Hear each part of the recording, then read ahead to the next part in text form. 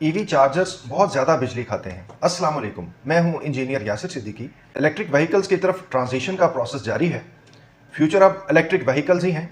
Conventional vehicles जो कि petrol और डीजल बेस्ड आईसी इंजन्स पर मबनी हैं, वो अब रफ्ता रफ्ता ऑब्सोलीट होती चली जाएंगी, क्योंकि क्लीन एनर्जी की तरफ पूरी दुनिया मूव कर रही है।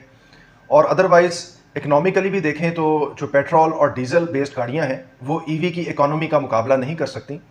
हमारे प्रेजेंट डे टैरिफ के ऊपर भी ईवी ऑलमोस्ट 50% लेस कॉस्ट करती है, यानी कि उसकी जो रनिंग है वो 50% लेस कॉस्ट करती है। इस वक्त चूंकि एक नई टेक्नोलॉजी है तो गाड़ियां यकीनन महंगी हैं, लेकिन आने वाले दिनों में उनके भी इकोनॉमिकल मॉडल्स हमारे सामने आते चले जाएंगे और यूं ग्रेजुअली तमाम पेट्रोल और डीजल की गाड़ियां जो हैं वो रिप्लेस हो जाएंगी इलेक्ट्रिक व्हीकल्स के साथ। इलेक्ट्रिक व्हीकल्स जो हैं उनके इंट्रोड्यूस होने के बाद एक नया चैलेंज जो हमारे सामने आएगा वो ईवी चार्जिंग का है।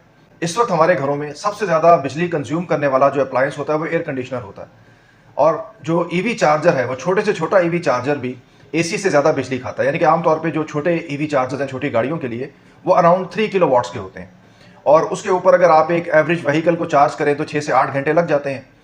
लेकिन जब आपने ज़्यादा गाड़ियों को चार्ज करना हो या बड़ी गाड़ी को चार्ज करना हो तो फिर आपको बड़ा चार्जर यूज़ करना पड़ता है। फिर घरों में आप आमतौर पे 7 किलो वाट का चार्जर लगाते हैं।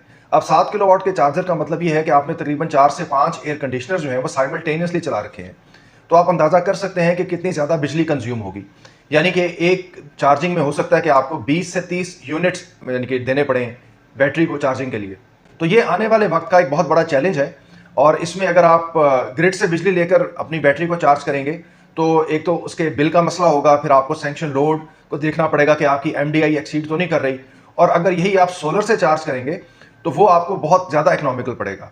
तो ये अब आने वाले वक्त का एक बहुत बड़ा चैलेंज है। मार्केट इसी तरफ मूव कर रही है और इसके लिए हमें अपने आप को तैयार करना चाहिए। इसके साथ ही मुझे इजाज़त दीजिए। अल्लाह हाफिज़।